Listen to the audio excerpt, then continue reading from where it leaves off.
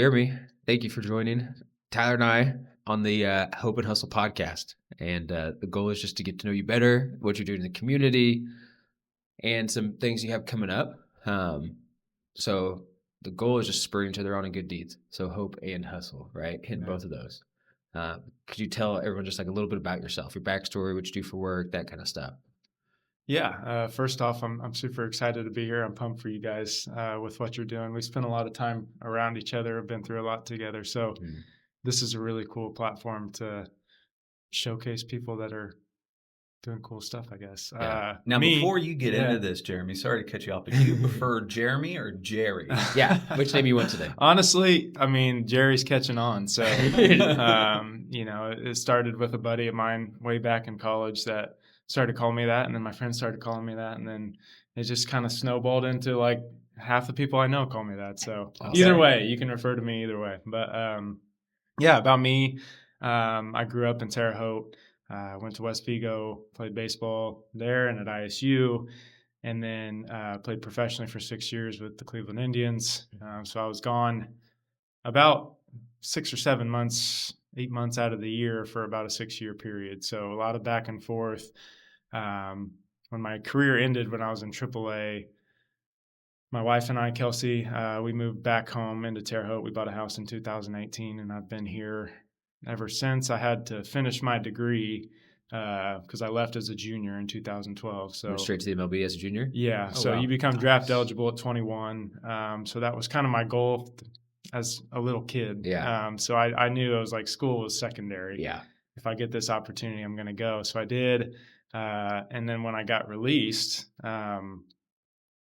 it was like one of those weird, dark, like lost my identity type times in my life.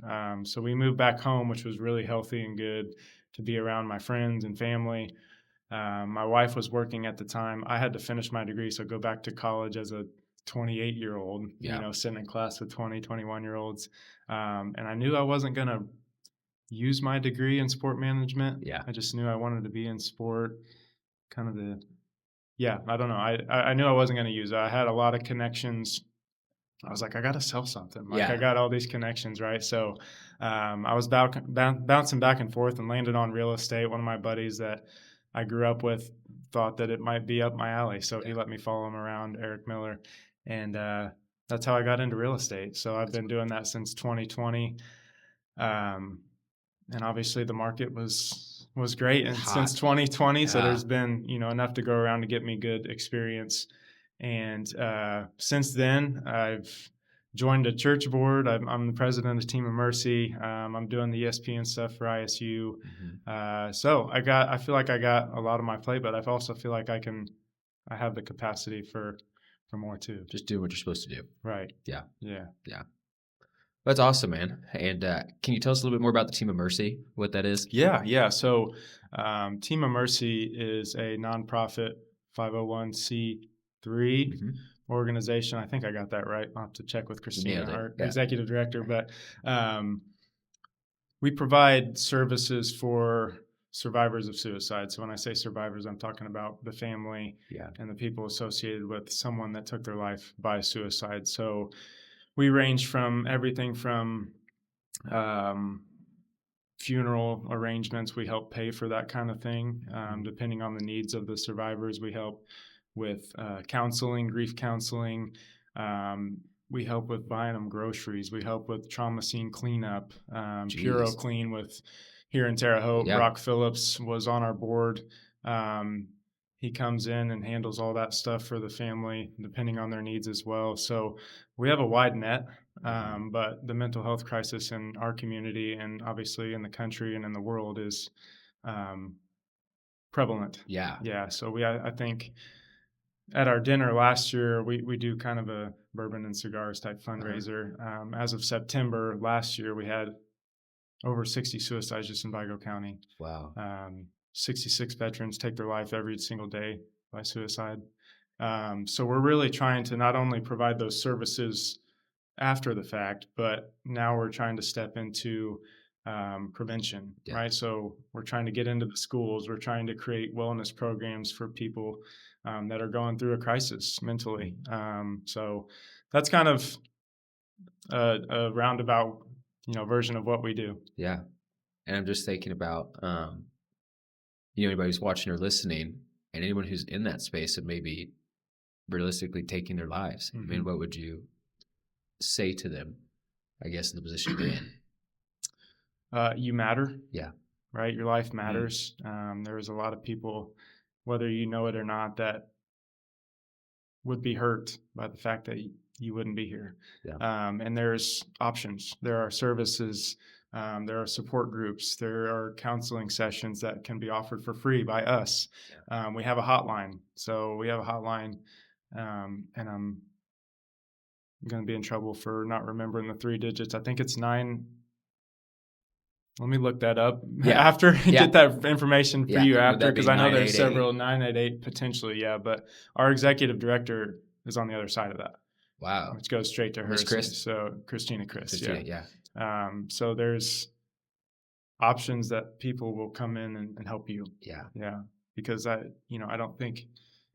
think people feel isolated in that fact that maybe they're the only ones feeling that way, and that's just not the case. Mm-hmm. Not alone, even though you feel alone. Mm-hmm. Yeah, I'm kind of intrigued. So, ball player, right? Real estate broker. How did you make the connection with Team of Mercy, or how did that resonate with you in terms of mental health, things of that nature? So the very first connection I made was I was at our gym. I'm pretty involved at Common Ground CrossFit at our gym. And, shout out Common Ground. Common Ground, yeah. And there was a woman there named Lakin Richardson. I don't know if you guys are familiar with Lakin, but I just got done with a workout. I was laying on the ground like dying, after a workout. She just kind of stood over me and said, "I need a sponsorship for the Color Run in May, and I was wondering if you would be willing to do that for us." And I was like, "Okay, what is it? Like, what do you need?"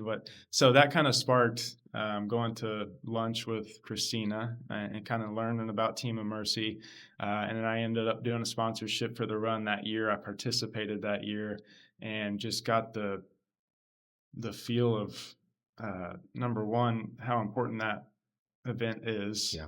And number two, just how prevalent that crisis is throughout our community. So I ended up joining the board.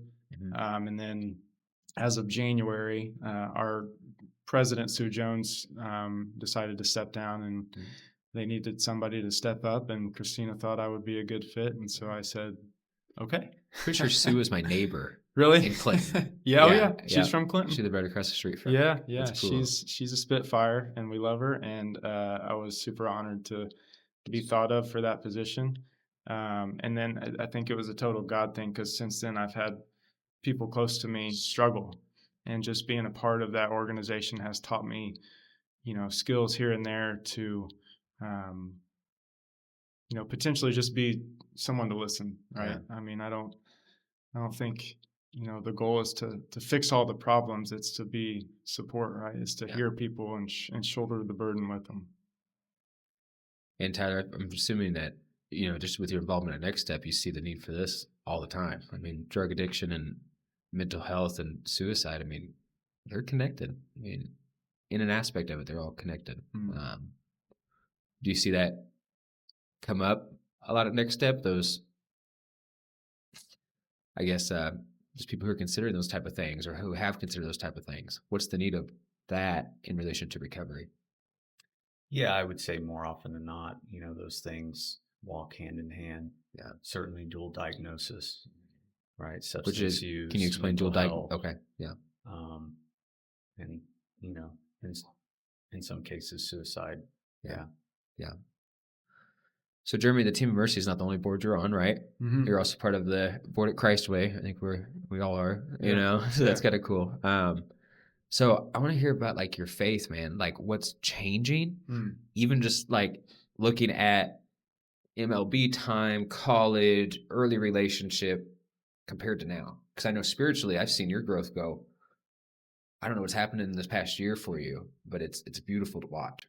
So if we get like a little insight to like maybe a new view on God or the redemption aspect of your story, but tell us about that part of your life. Sure. Yeah. I think for a long a period of my life. I grew up in church. My parents are believers. My family is believers. Um, for a long time, I was so focused on my career and what I wanted out of my baseball career that I walked in some parts of that faith, but held on to my vision of who I wanted to be. And as I got through high school into college, that was the first step for me to get where I wanted to go. Right. So I felt like everything was kind of falling in line, and made some bad decisions in college. Right. That can be a coffee conversation for anybody listening that ever, would want to know in depth of my story. But moving out of college into pro ball, it was the second step, right? So everything was still falling in line, and I really kind of moved away for the most part. Not, wasn't walking in the faith that I should have been, right? And I'm selfish. I've learned this about myself. I'm very selfish in regards to what I want people to think of me and the vision I have for myself that sometimes I don't even live up to. Yeah. And so after baseball was done, I talked about that kind of dark part of my life where it was like, what now? I don't know who I am anymore, because I've always been this guy, right? Every time I go home and spend 3 or 4 months at home, everybody I run into is, hey, how's the season going? How you doing? Where are you going to be at next year? This and that. And I always had an answer to that. Yeah. And then I get released, and then we move back home, and now I don't. Yeah. Right. So it's like, well, I'm back in school trying to figure out what I want to do. So that was kind of a moment, like I don't know, no man's land kind of version of my life where I didn't feel like I had a lot of purpose. My wife was working and paying the bills while I'm trying to finish school. And so once I started in my job and joined Christway, by the way, when we moved home in 2018, I just got a lot of opportunities there to serve. Yeah. And I think if I could boil it down to one thing that led me to know Christ at a deeper level, it was serving, for sure. Yeah. Being parts of groups, serving at church, volunteering, getting involved in the community, understanding the needs of the community. So I think that's where my faith started. I think that's where God started to put me in places where I was supposed to be. And since then, I just felt like I've just got a deeper and deeper understanding of what Christ did for us and what that means for me as I go about my life, right? Because for a long time, this physical body was mine. Yeah. Right. And now I'm, every day I pray that it's not mine, right? That it's a branch for the Lord to use to further his kingdom. So that's kind of where I'm at right now. I feel like I still have a long way to go, but being surrounded by guys like you and people in our community are what bring me life. What are you thinking, Tyler?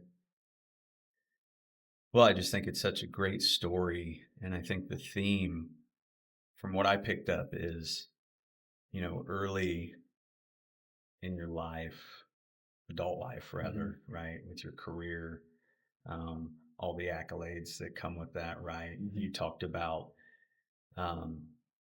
just totally being absorbed with self. Yeah. Right.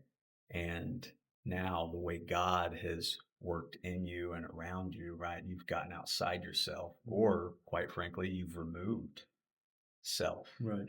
Right.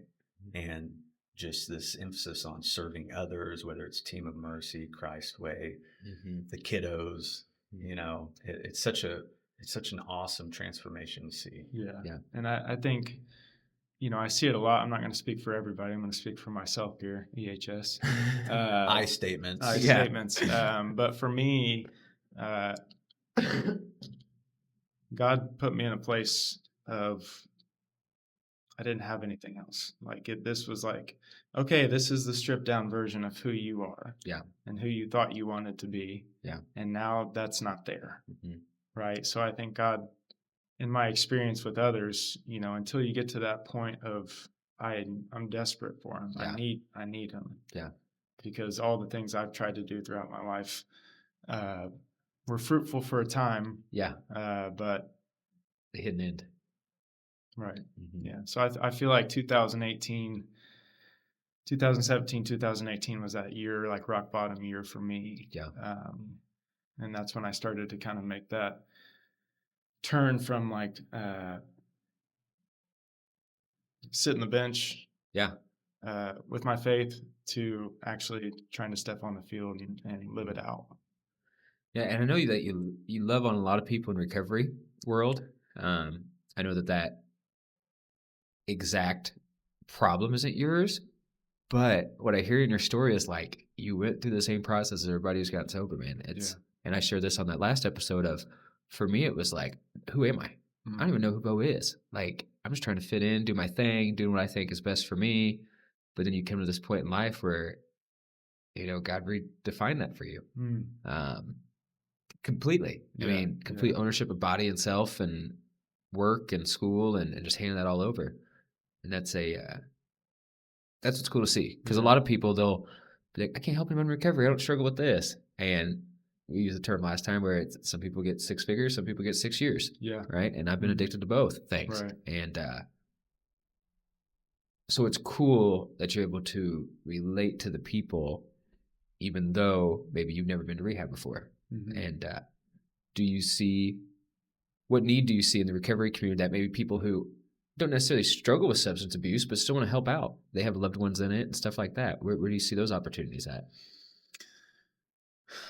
I'll just go off my experience of sitting down with people that I feel like I have nothing in common with, right? And getting to hear those stories, and getting to know them on a level to the point where it's like we have nothing in common, but our trajectories and who it's made us to be today are so similar. Yeah.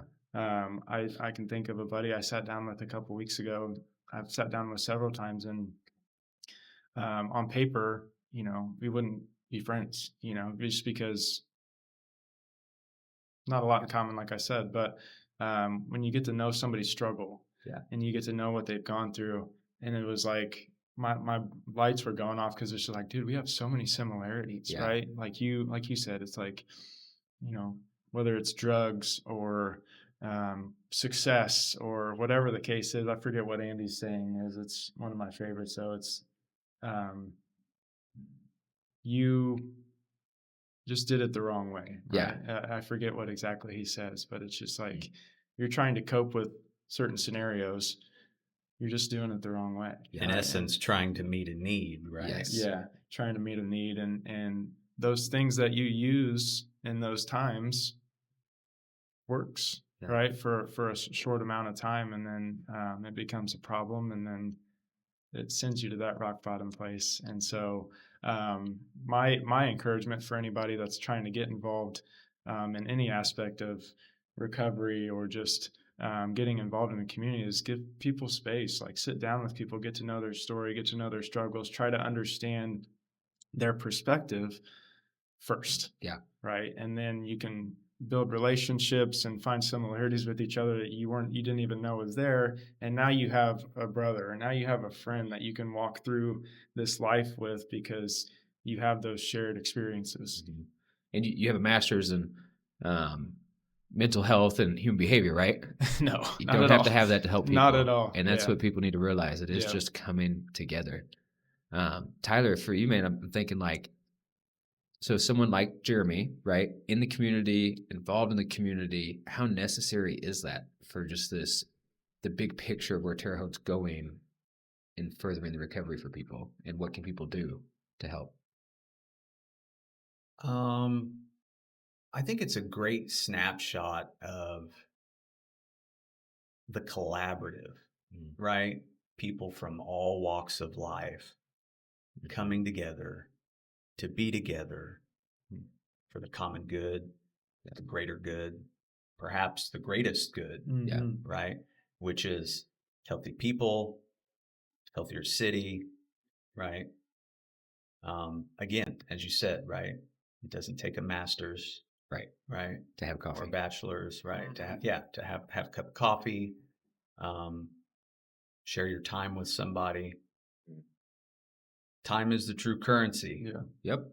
right? Yep. It's what's most valuable. Yeah. And I think that's what took me so long to give up. Because for some reason, for a long time, I thought my time was so valuable. Mm. And it is, Mm-hmm. right? But it is to other people too. Right. So It's that's a valuable good because point. it is valuable to other people. Right. That's what makes it valuable. Absolutely. Yeah. Yeah. That's, to me, that's one of the most giving things you can do Yeah. is give your time and effort and energy towards others. Yeah. Speaking of time, married your high school sweetheart, Woo! right? Yep. Shout out Kelsey. How many years? We've been together since 2007. I asked her out at the, And how old were you at the time? I was 17. Wow. 34 now. So Half your life. almost half my life. Yeah. Wow. We spent a time, about a year in college. She went to Butler. I went to Indiana State. That whole scenario wasn't working out great. So we spent some time apart, which was good for us. But at the same time, allowed me to understand that she was the one. Yeah. Right. And so we got back together pretty quickly after that year, and been married since 2016. So we're working on our 9th year, and she's been a big part of my faith. I mean, she prayed for me for a long time to be the leader of our household, and she was with me through the times I wasn't. And she's been nothing but support and love for me. And obviously, big shoes to fill as the husband of a girl that gets on stage and preaches, right? So, Yeah. she's great, and I love her, and I'm glad we ended up back together. Good. Yeah, it's so cool. The way God orchestrates things, the intersections in our lives with people, women in our lives, right? Our wives, just how it complements that journey. For sure. Yeah, we were talking about it on the last episode of just like, could we do this without the women in our lives? I don't think I could. Yeah. Like, I really need someone to come home to, and when you're carrying a load, to bring to somebody and to drop off, and and be in that spiritual head and being like, hey, we need to pray about this like ASAP. Yeah. Like, this has got to happen. Mm-hmm. What would your encouragement be to anyone who maybe is on the fence about either A, serving at that capacity like you are, or B, who needs served, right? What advice would you give them if they're feeling the tug, I guess? Say yes. Yeah. Right. I mean, you're always going to have doubts and time conflictions and probably other things that you could be putting your effort and energy towards. For me, all that stuff was like selfish stuff. Like, well, I don't have time for that, or I could be doing this during that time, or that's a big commitment, to be on a board or whatever. But typically those tugs of helping people aren't natural, or what I've found is it's not natural for me to want to be outside of myself. Right. And that's something I work on every day. So I'm like, okay, this isn't coming from me. Yeah. So more than likely it's coming from the Holy Spirit. So I should probably just go with this. And if I'm wrong, so be it. So be it. But if I'm right, great. God's going to show it, right? Yeah. And he's going to multiply it. And so my encouragement is just to start. Yeah. Right. If you have join a board, volunteer at events for nonprofits, get to understand maybe a specific need in the community. And when you get involved, you actually get to see that stuff in action.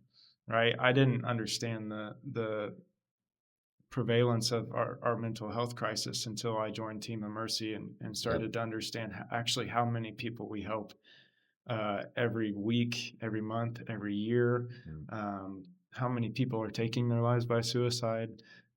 So that would be my encouragement, is just to say yes, get involved at a small capacity that you feel comfortable with. And I think over time that's going to build upon itself and turn into something special. And I think that's what this community needs. And that's what I'm excited to see in our community right now, is just, it feels like there's a big momentum with people getting involved and Yeah. people starting organizations that are going to make this community better. Yeah.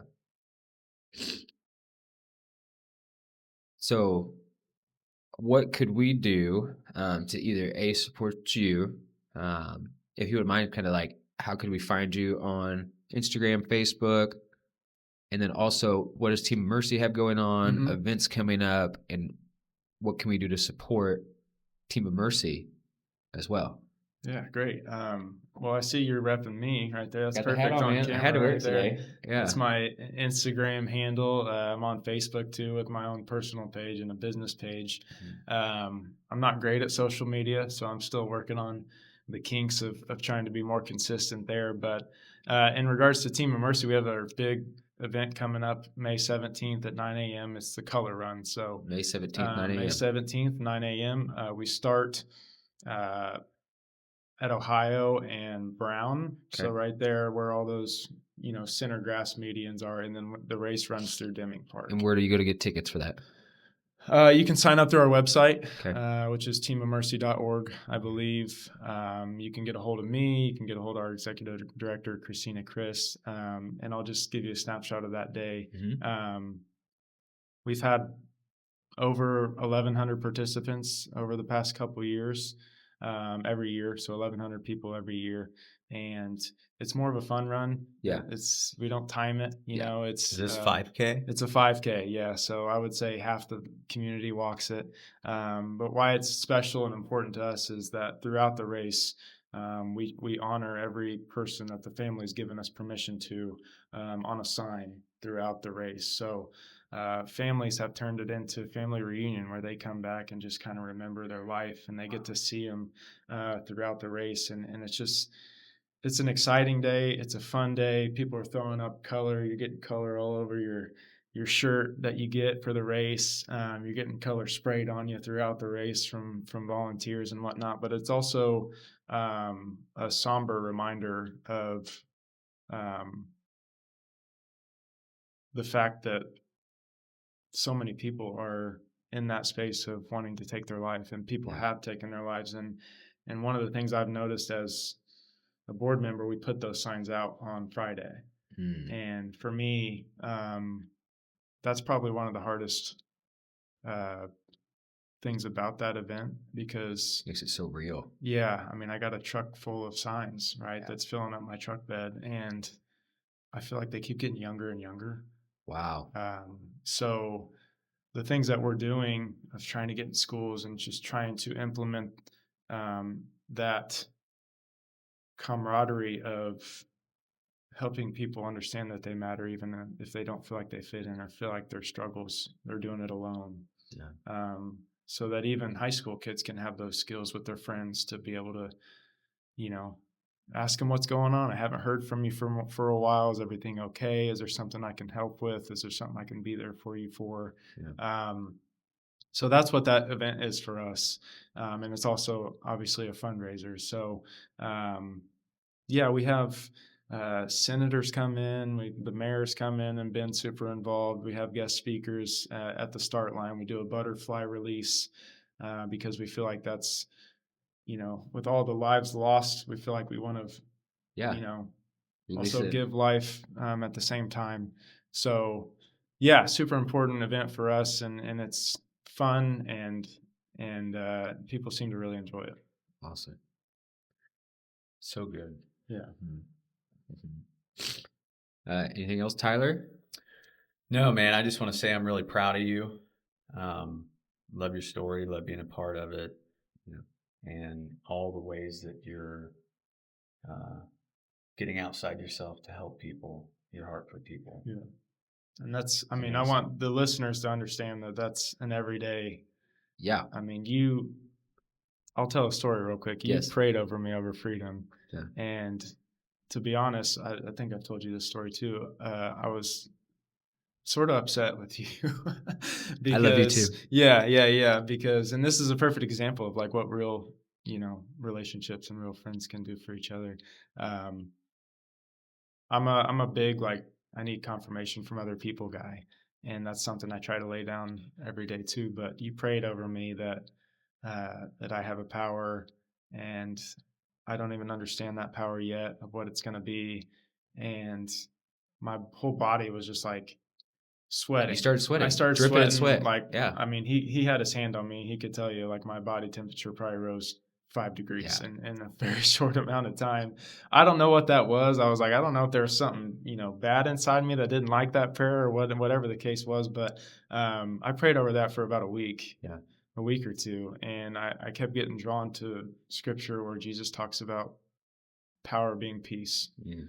And that was just a different perspective for me of like, I can walk into a room and that peace that Christ gives us is power. Mm-hmm. The power is not this authoritarian, driving out demon. Yeah. No. type Yeah. thing.